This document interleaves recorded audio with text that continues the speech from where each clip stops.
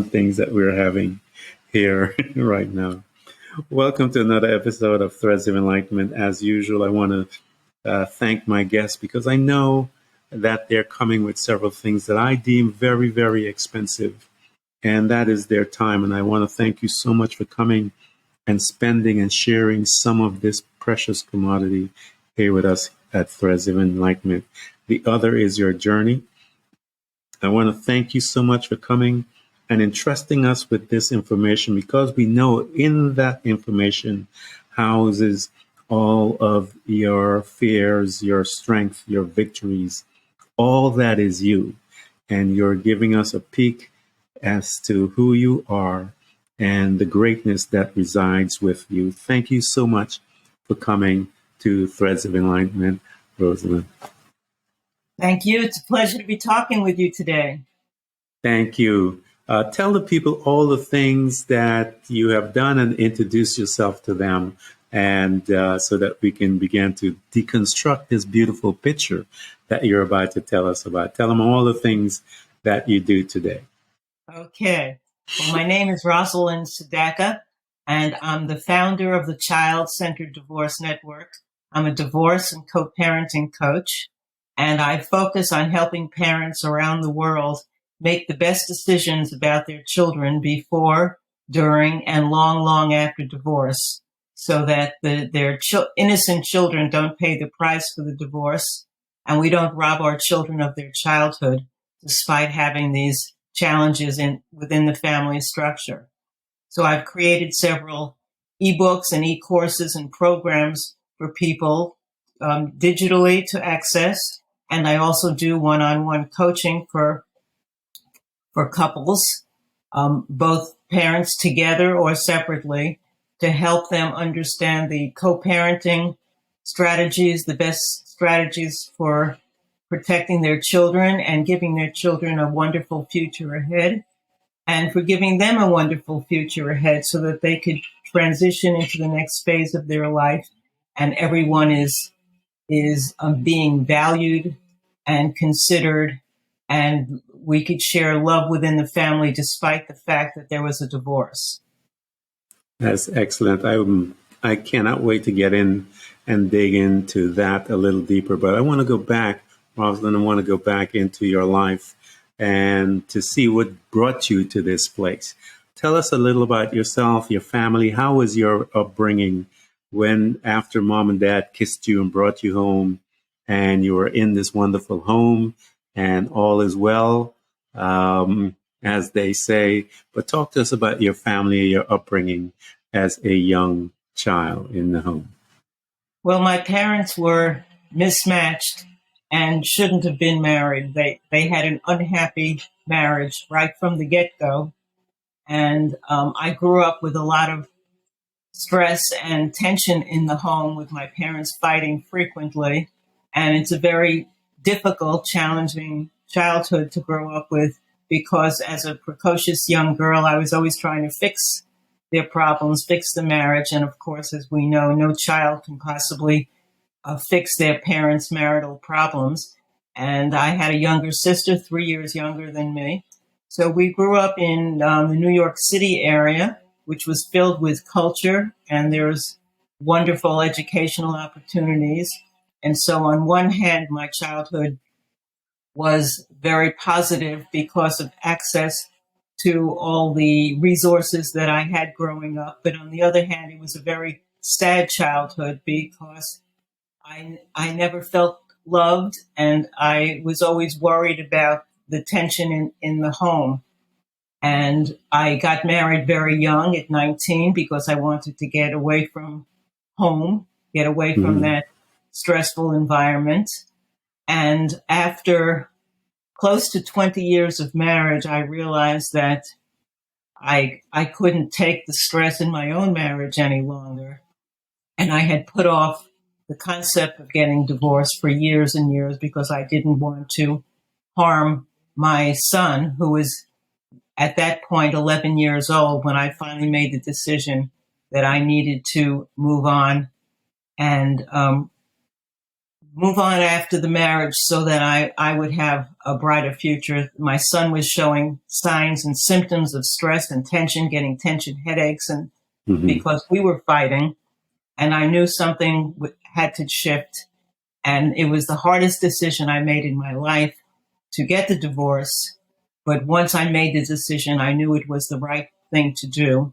And then we were faced with, how do we protect my son and co-parent him in the best possible way to give him the future that he deserved? And fortunately, his father was a loving father. Our issues were not about loving our son. And so we worked it out. We co-parented together and raised our son and gave him a positive life after the divorce. And one day, when my son was in his early 20s, out of the blue, he came to me and he said, "You know, Ma, Daddy and you did such a good job with your divorce. I just wanted to thank you because most of my friends whose parents divorced either hate their parents or are very angry at them. And I think you too did a great job. Thank you very much." And I let out such a sigh of relief because I was holding on to guilt and anxiety. Yeah. Did I screw my son up? And what are the consequences going to be in his life?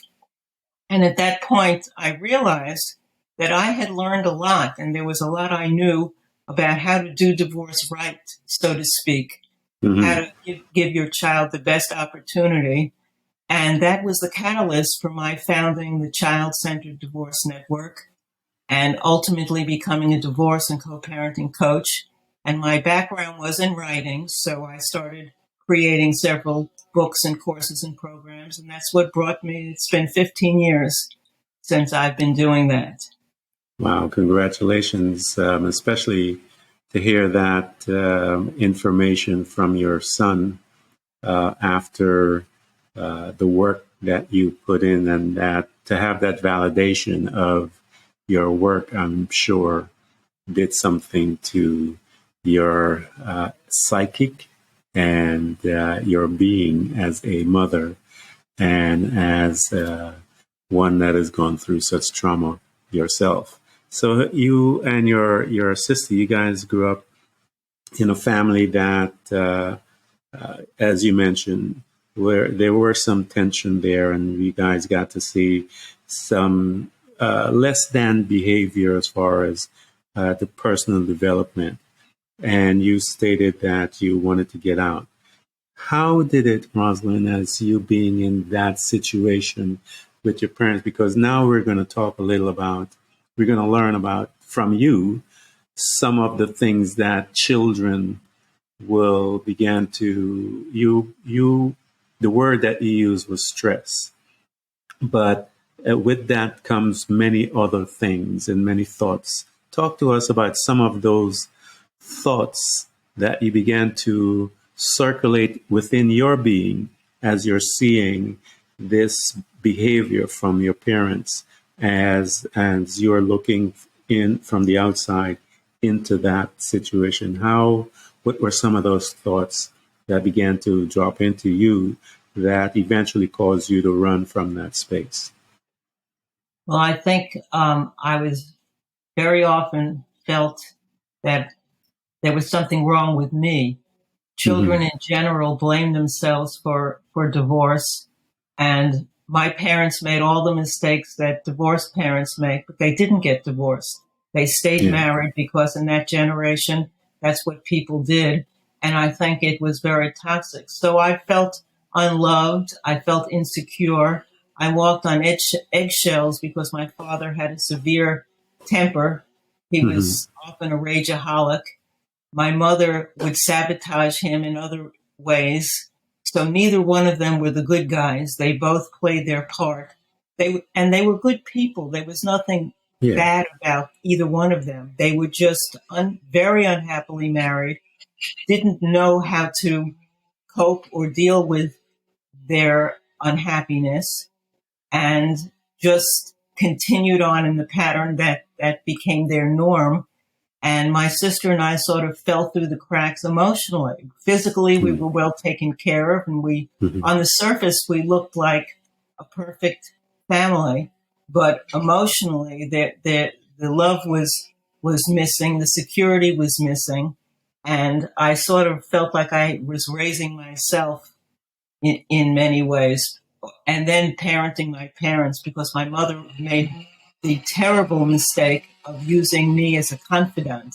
I was a bright Wow. young child, and so she would sit down next to me and tell me stories about terrible things about my father and his family, and fill me with information that an 8, 9, 10, 12 year old shouldn't know, shouldn't Yeah. need to be privy to. And it was very painful because I was trying even harder to fix things, knowing what I knew. Yeah. And it just created a lot of emotional instability within me. I started developing nervous tics when I was in elementary school, and I kept thinking something was wrong with me because I was so unhappy for so much of the time. Yeah. And It wanted. That's why I asked that question, because I wanted to dig a little deeper into that, because in a situation like that, when we run to the places, and I tell people we run to the places the energy is familiar with there. And so there's a type of comfort there because we are familiar with that type of energy. And when you move from your family and you went and you got married early, and then the manifestation of your situation, which caused you. And I think one of the things that the training that we receive out there is that we should stay in this toxic relationship to make everything look the appearance of looking good, but the inside is rotten.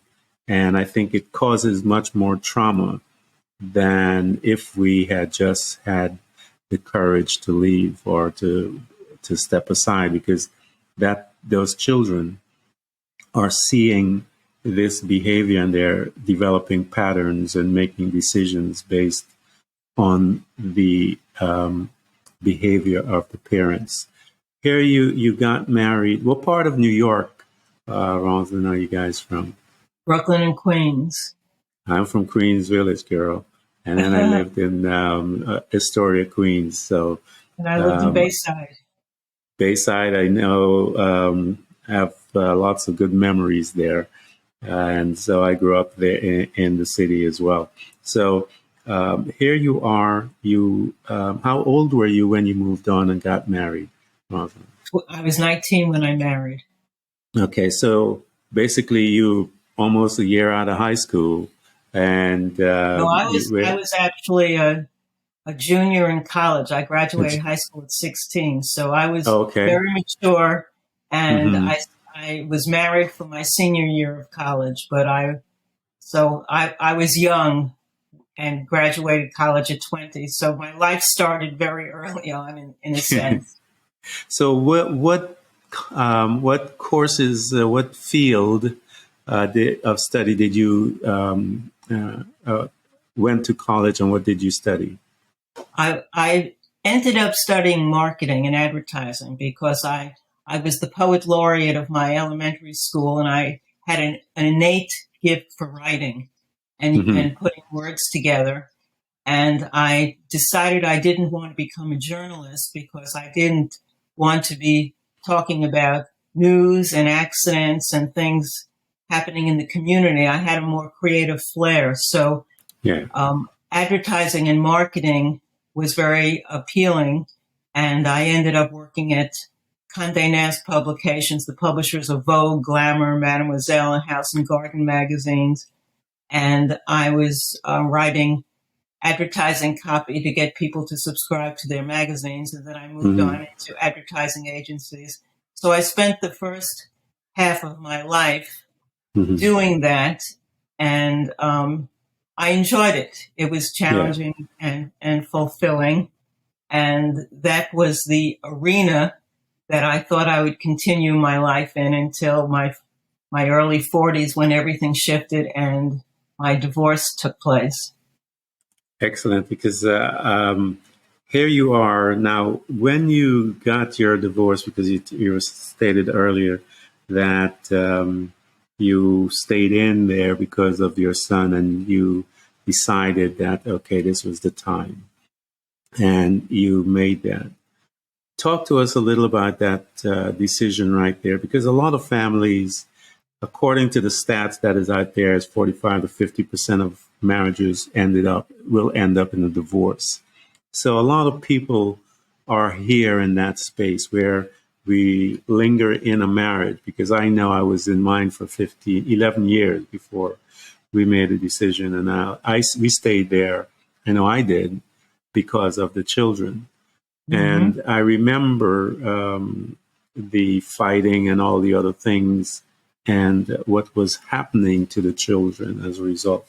Talk to us about your space, where you were, and as you began this decision-making process of coming out from there, because it is a tough place to be and to navigate through. So bring us into that space a little as to how you're feeling, Rosalind, and the steps that you took. Yeah. My husband was a good man, but we had differences in our parenting style, and ultimately I started becoming the bad guy. And I would discipline my son or say, you can't do that. And then he would turn to his father and ask the same question. And his father would say, sure, go ahead. And so after years of that happening, I started to feel that I was losing his respect, because Dad became a friend rather than a parent. And that's one of the cardinal rules of parenting, that you don't do that. But my ex just was very soft and felt that was what he wanted to do. And I started feeling that if we stayed in this marriage for much longer, I was going to be the bad guy. I was going to be Dad and my son versus Mom. And that was a terrible feeling. And so it took me several years of therapy, workshops, intense work to get the courage to make the decision to get the divorce. But it was the best decision I made in my life. And ultimately, I just said, I started feeling like I was becoming my mother. And I was getting very angry and screaming and fighting and yelling. And my son, as I said, was getting tension headaches. So it was reaching a point when something had to happen. And I got the confidence after the workshops and the therapy and all the intensive personal work I did. I knew that I had to break the pattern, because staying together in a marriage like my parents had and giving my son that legacy was toxic. So it was a difficult thing. My ex was very, very furious about it, because he felt I was destroying our son. And he even said one day, I had to move out because my husband would never have left the home. He was there forever. And so I made the decision that I was going to move out and get my own apartment. And one day I was packing some things after we had already told my son, and it was happening. And he was crying.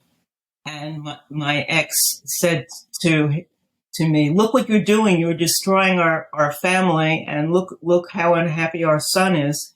And my son, to his credit, at 11 years old, said, Daddy, I'm not crying because you're getting a divorce. I'm crying because you're fighting and screaming at each other. Stop fighting. And wow. My husband got that message. And from then on, we stopped fighting around him, which is one of the cardinal rules that everyone needs to understand in those situations. And we started learning how to co-parent with one another. And it worked out very, very peacefully and positively, because both of us loved him. And when we were not with him, we knew that he was with the best person, his other parent, who was taking care of him. So we learned the ways to communicate and work through some of the challenges. But relatively speaking, we cooperated and worked together. And we were always at all the important events in my son's life, the school events, the holiday events, the birthdays.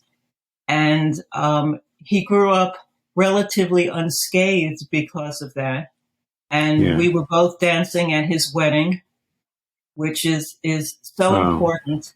So he didn't have the trauma of having his parents fighting outside of situations, and he was able to enjoy a relatively peaceful childhood growing up. And that's why he said what he said to me when he did grow up, because he realized the contrast in his life compared to so many other people whose parents were not, let's say, not as enlightened and were a little more selfish about their grievances and holding on to the anger and resentment towards one another. Yeah, it's because I remember going through mine with the children and the mom, and it is a painful, traumatizing place, and the decisions that are made there can be very traumatizing. And I tip my hat off to both of you, you and your husband, the fact that you were able to put together a plan by which you are focusing, as you are you have your title of your business, child-centered divorce, which was really a powerful lesson that you lived, and you obtain your principles from there and additional places. But that is a beautiful example of how it should be done. I know in our situation, I sat down with my children and told them, after their mom and I had decided that we were going, this is where we were heading, and I saw it. And I remember once everything was put in place, that I would sit down with my children one-on-one, speak to them individually, and then I spoke to them as a group. I had 4 boys, and so I wanted them to know individually how I felt about them and the decisions that led to here. And eventually my boys noticed. I remember they said to me, I had left, and then we went out somewhere, and the things that we go through as adults. I was like, did I work hard enough? Did I give my best shot? And all that type of stuff. I went back, and I remember saying, okay, let me make this thing work. And at one point, the children got together and they said, Dad, we see the change in you, but we don't see the change in her. And I remember saying to them, I have to go, that in order for me to stay where I need to stay, I would have to die. And I can't die. And my children looked at me and they said, we wanted to know what took you so long. And it was a powerful thing, because I walked with them and I talked with them. I was very straight up with them, and I allowed them, give them the space to interject what they saw. And they saw us, and they spoke to it. And so I know about that place, Rosalind, and that decision that you had to make to move, and a woman making that. And it is very courageous, because today a lot of women are in that situation, and a lot of men are not like your husband. They become violent, they become different. And a lot of women are trapped because of the violence. And so that is another issue that we as a society needs to work out. But there are programs that are in place to help women like that and that situation. But as you began, Rosalind, you decide, okay, this is the best route. And you said therapy and all of those things helped, which is excellent, as you began to learn more about you and you got the courage to move on. What were some of those, as you moved on and you're, traveling through some of those days, you remember, what were some of those thoughts, Rosalind? Because I know you're going to therapy. Did you still have to walk through as you are going through this divorce and you're stepping out on your own right there? I was very concerned about whether the guilt of am I being selfish in making this decision was Yeah. tremendous, which I think it is for so many parents who are divorcing. Yeah. And so I needed to really think through the process, to think about how life would be if we didn't make the decision to divorce and if we stayed together. And my son, when he grew up, said, you two were so mismatched. And he loves his father. He's close to both of us today. But Hmm. he said, I can't even imagine the two of you married. I was 19 again. He was 22 when we married. And we grew up, and for the first 10 years, we were happily married because we were kids who were growing up in our 20s and Yeah. finding our way. And then when our personalities developed and we became who we were, we just found that we were on different paths. There's nothing Hmm. wrong with him. And I still see him today when we visit my son. He's at many activities and occasions that we're together. He's a good man, but we were just so mismatched. Ultimately, when we grew up, it just seemed ridiculous, and my son saw that as well, and he was able to keep a very close relationship with both me and his father to this day. And he wrote the foreword to my book, How Do I Break the News? How do I tell the kids about the divorce? Create a storybook guide to preparing their Yeah. children with love. I ended up creating a very novel approach to telling him about the divorce by creating a storybook with family photos and text that I wrote. And Hmm. ultimately, it became the foundation for the ebook that parents are using around the world now to break the news, because children don't have an understanding that there was a past, there's a present, and there's going to be a future ahead, especially a past before they were born. Yeah. And when you give them a continuum and let them know that life was like this and we were very happily married and in love for many, many years, and now you're experiencing some of the tension at home and seeing that mom and dad aren't happy and it's affecting you, and we're going to make a shift and change things. But what we're changing is the form of our family. We will always be a family. It's just that now mom and dad are living in two different homes, and when you spend time with mom, it's going to be happier time.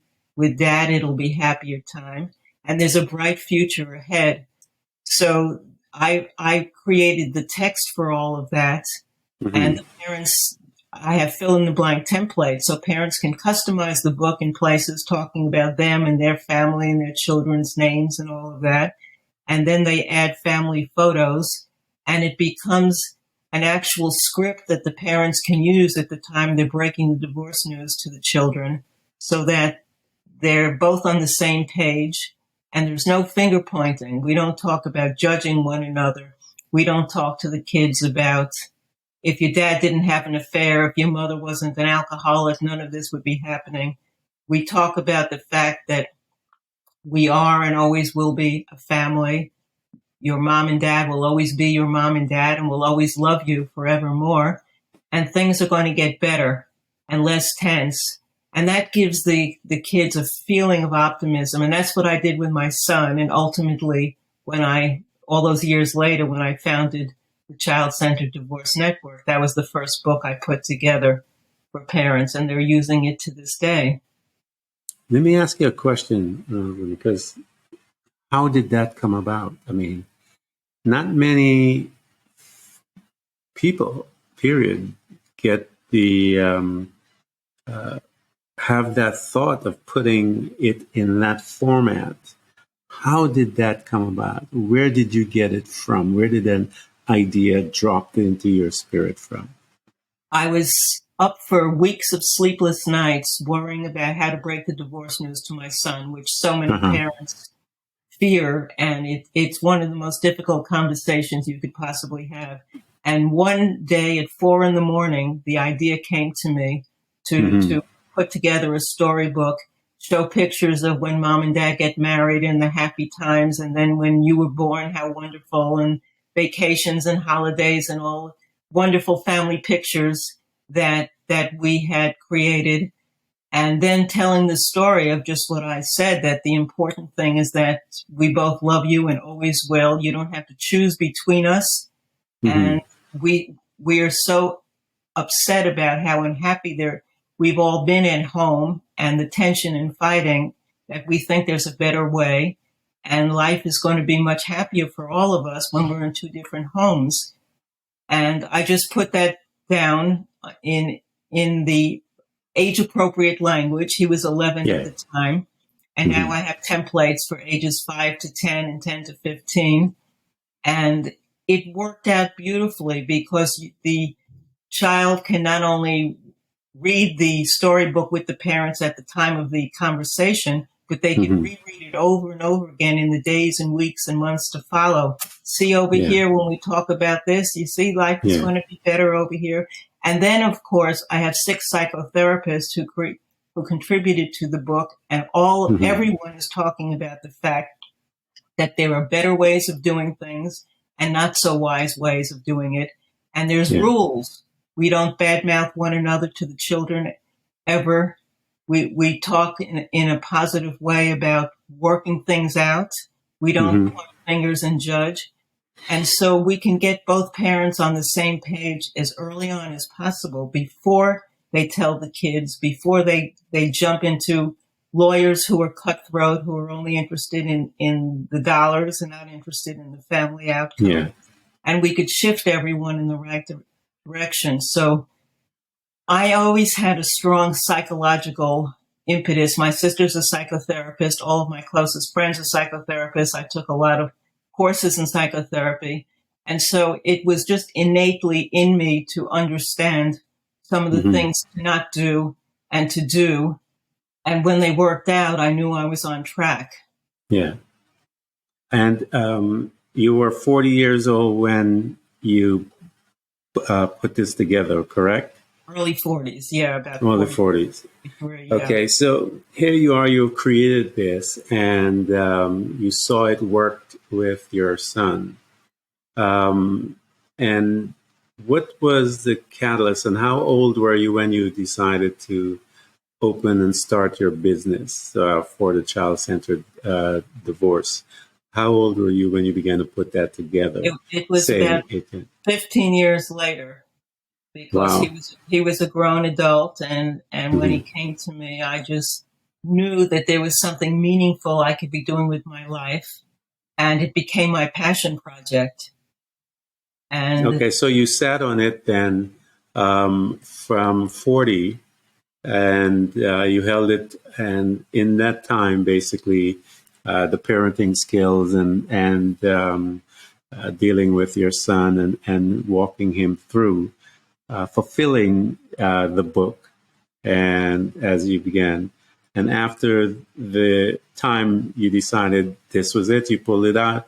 How did that happen when you went back and say, hey, I have this, let me go back and get it and make it something? Well, once my son had that conversation with me, literally out of the blue in his early 20s, I just knew that there was something there that it just felt like a message to me that I needed to share what I had learned with other people. And I started thinking about how and what I could do. And then I thought about the book. I still have it to this day. I could show it to you, the original book from the 90s of what I put together. And I said it was one of the most difficult things was figuring out how to turn that into a book that people can customize for themselves. And printing a book with blanks that says, I have 3 children aged this, this, and this didn't make sense, because every family is different and every situation is different. So once I realized we had the technology to create ebooks where people can download, customize the text, and then print it out and add it to a scrapbook. And originally it was in a photo album or a scrapbook. Now today people use Vistaprint, and they have it professionally printed up, and it's beautiful. There's spectacularly beautiful stories of our lives, our family, with our kids' names in it, and the grandparents' names and all the important things. And we're talking about our family. And the most important thing, of course, is as we move towards the end, is that there's going to be some shifts and changes in our family, but they're going to be positive. Life is going to get better for us. And there's many things that aren't changing. In many cases, and I try to encourage this, if you don't move out of the neighborhood and the kids are still in the same school, in the same neighborhood, and still have the same friends and the same sports teams, well, all of that is a support system for them. Yeah. It's harder if one parent is picking them up and moving them to another state and starting over. But no matter what happens, there are some things that remain the same, and the love of the parents are the most important, because that's the stability and foundation for the children. And by encouraging them through the book to be mindful of the emotional and psychological consequences of making some of the dreaded mistakes that we see too often, we get a lot of the parents who start out very angry and ready to really battle with one another to realize, because we're parents and this is going to be a lifelong experience of co-parenting, we have other choices. Maybe I shouldn't be poisoning my kids and saying that about their other parents. Maybe I shouldn't be making this choice. Maybe I should speak differently. And my goal is to catch them as early on as possible to prevent the mistakes, because it's a lot harder to unravel those mistakes once you've made them. Yeah, ours was somewhat difficult. I remember the children moving every time they moved quite often, and I had to come in and said, no, we cannot allow that. They need to be stationary in school, especially school, because I felt, as you stated, the friendship was that support system, that familiarity from the unfamiliar, where we took them and we have two separate homes, and this back and forth. And I fought for them to be in a singular school because I felt it was necessary in order to help with their grounding and their process of healing, and that helped. But it was a difficult time but I always walked with them, and we walked together. And my sons and I are people are amazed at the relationship that we have, how close we are. And I'm at a space right now. I'm 61 this year. And I tell each and every one of them, I am their biggest fan. And I remember I would spend individual time with them, and my intention was not to show favoritism at all. And so I would speak to each one of them and say, you are my favorite. Jonathan is my eldest. You're my favorite Jonathan in the whole world. You're my favorite Josiah. And so I would tell each one of them that they are my favorite in the entire world. And now we are best friends, and I get to see them from a different light. I'm a participant or a spectator, if you will, into their journey and where they're going with their path. So here you are, you had this encounter with your son that sparked this awakening, and you brought forth a powerful tool. I think it is a extremely powerful tool in the space of divorce family, your book and your approach to putting that together. I think it is absolutely one of the most profound things I've ever heard someone put together, Rosalind, especially in this particular field, dealing with the divorce, knowing where I came from. And if we had access to that tool, I would hope that a lot of things would have been done differently. So as you put this powerful ministry together, and you are now creating other pieces of it, how did you begin to, because as you mentioned, once it began published and people began to hear about your tools, talk to us about some of those families that you have sat down and walked them through using your tools and some of the results as you got, because this now was practical in your life. So now, how did it translate to others as you began to teach them about the process that you had used in your life? Well, thank you. Many people who are professionals in the divorce world, especially therapists and other coaches, will work with one parent or the other. There are specialists who work with moms and specialists who work with dads. And when you do therapy, you're doing therapy with one client. But I've found over the years that the Child-Centered Divorce Network has something unique that we offer, and that's the fact that I like to work with both parents together. When I get both parents together, and these are on Zoom calls, I'm not seeing them physically, but because I work with people all over the country and all over the world, when I get them together on a video call, I remind them that I am dispassionate third party, and I am not in favoring either one of them. And I don't have to know all the details of what created the drama of the divorce. I am there for the kids, to protect the children by working with the parents. And I give them information about the mistakes, the most crucial mistakes to avoid, the most toxic things that parents do that can harm children emotionally and psychologically, and some of the best co-parenting strategies so that the kids get the best opportunities. And they gravitate towards that because they could see that I'm not pointing the finger and siding with mom or dad.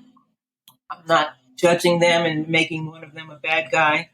I'm saying there are ways of saying this, of doing this, of making choices that are going to be supportive for your kids or not.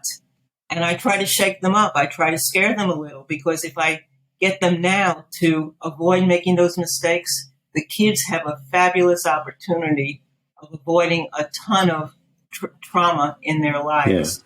And some of the biggest mistakes are fighting around the kids, no matter how justified you feel. When you're fighting around the kids, it emotionally scars them. Bad-mouthing the other parent to the kids or around the kids, if you're on the phone and talking to your friends and you're talking about what a jerk your ex is and the kids are within earshot, all of that is bad. Even in the bedroom door is closed and you're talking. Kids pick up on all of these things, and it hurts them. Children love both parents. And when they hear one of them saying something terrible about the other parent, it's like you're saying something terrible about them. And so it harms and scars them. We don't want to use our children as confidants. As I mentioned in my own life, how traumatic it is for children to be hearing adult information that they can do nothing about. We don't want to share adult information with children, as tempting as it is to say, we wouldn't be having this divorce if your mother wasn't an alcoholic. Well, do your children need to know that at 9 and 15? What value is that going to be serving in their lives? So we don't share adult information with children. If when they're in their 20s, you want to talk to them and have a different conversation, hold off till then. And we don't use our children as messengers back and forth, because children are children. They can forget, they can mess the message up, and very often they'll sabotage the message because they're taking sides, or they don't like what's going on in their life, and they can do things. So we have to use adult means of communication. There are online co-parenting tools. You can text, you can email, but you don't use your kids. The less we get our kids involved in our drama, the healthier the kids are going to be. And so by sharing this information with the parents and then talking about how to co-parent in the most cooperative, respectful way for one another, because this is a lifelong endeavor, and your kids are going to have graduations, weddings, grandchildren. There's all of those things down the pike. How do you want your children to experience those life experiences? And remembering, most important, that you are a role model for your children, that your children are learning by everything you do, everything you say, every decision you make. You want to think mindfully before you do those things. What are you teaching your children about how to handle conflict and how to handle life challenges. So by coaching them and having several sessions with them, very often these people make better decisions and choices and create a much better divorce outcome. And that's a win for me. That is a win for everyone, Yes. not just for you. I think it's a win for that family. It's a win for that child. Really? It's a win for society. It's a win for all, because the family is society. It's Absolutely. a microcosm. And so once you win there, it expands. And so those of all of you guys that are listening to us out there, and you're hearing this, I know I mentioned the stat talks about 50%. I remember reading that years ago. That is 50% of all marriages end up in that in a divorce. I know I read recent data stating that number is coming down, but the reasons for it coming down is not for what you think and the reasons why. So it's really a fascinating read. But here is someone who has the knowledge, has the insights, and the tools that can help you and assist you and your family to be in a better space where that child, those children, are not traumatized, because if they become traumatized, then it is hard on the family, it's harder on society. And so you would want to bring this Rosalind and her team on as your guides. She has books, tools that are out there that you can grab onto, and I will also provide all of her information so you can get in touch with her, because I know exactly the type of help that she brings and how it would help, because I was in one of those situations.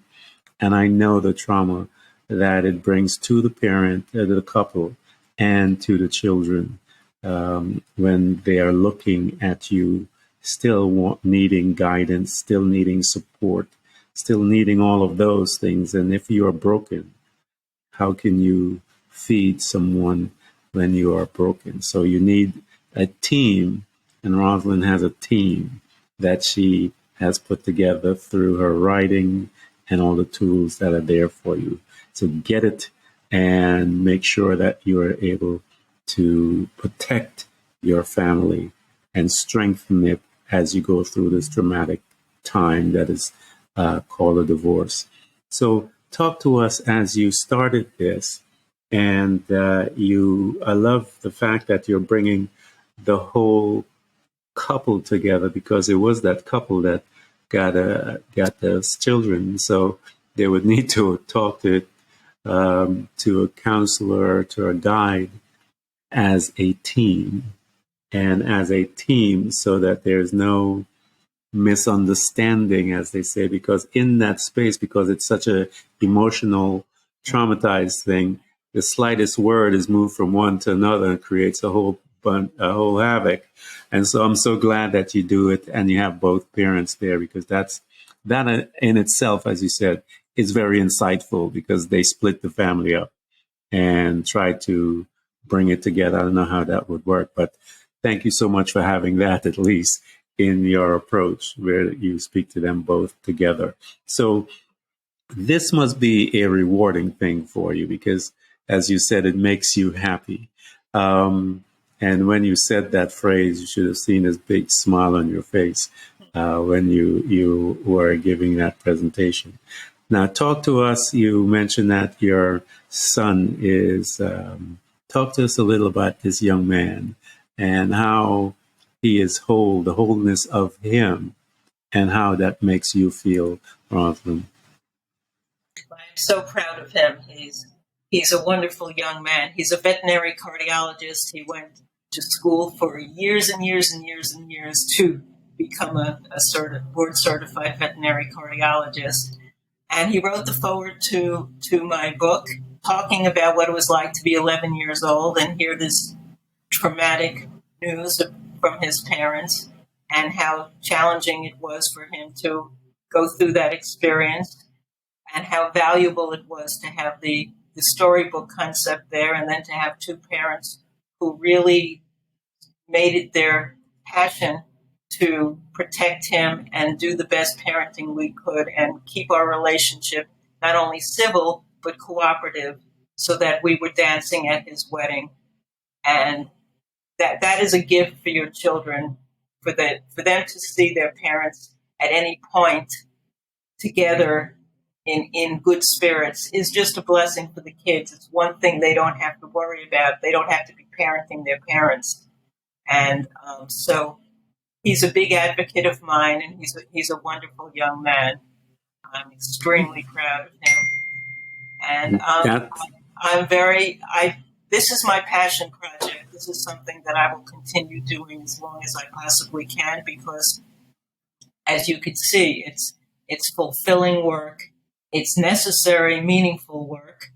And for every family I touch who will make some shifts and choose to a more conscious, mindful approach to moving ahead in life, that's a blessing. And I've also created several ebooks, e-courses, and programs on dating after divorce, because what good is going through the trauma of a divorce and then being out there and then choosing another partner who isn't the right partner for you and going through this again. Some people are serial divorcees, as you know. They have not one, but 2, 3, 4 divorces because they don't do the inner work. So I spend a lot of time helping families with dating after divorce, making conscious decisions about new love partners, and making sure that parenting when you're dating after divorce is important part of the equation, because your children always need to be respected and integrated into anything that you're doing after that. So I have books and programs in that regard, and anger management for co-parents, 8-hour course. So there's lots of resources I've created over the years. Well, thank you so much again. I know that COVID came and created a mess, not a mess, it exposed behaviors. And a lot of families, I know quite a few are going through this particular situation. And those that are thinking about it, I just want you guys to get in touch with Rosalind. Again, I will provide her stuff so that you can get to her, because especially in this particular situation, you need help ASAP. Here is someone that is able to help you guys out and walk you through and walk with you. Thank you so much. I have a free ebook on post-divorce parenting success strategies for getting it right on my homepage of my website at childcentereddivorce.com. So parents can pick up that, and it has the kind of information we've been talking about on the show. Excellent. Thank you so much, Rosalind, for coming to Threads of Enlightenment and sharing such powerful insight, especially at this time in our world. You are needed, your insight, your wisdom, all of it. And it is my hope that everyone that is listening, that are in this situation and knows people that are about to embark on this journey, get in touch with her so that she can assist you in doing it a more profitable way, so that your family and your child. I had her talk about her son because I wanted everyone to hear what type of man, how he came through, his mindset, so that you can have hope with your children as well. Thank you so much, Rosalind. Thank you, Ken. It was a pleasure talking with you. Pleasure as well. Thank you. See.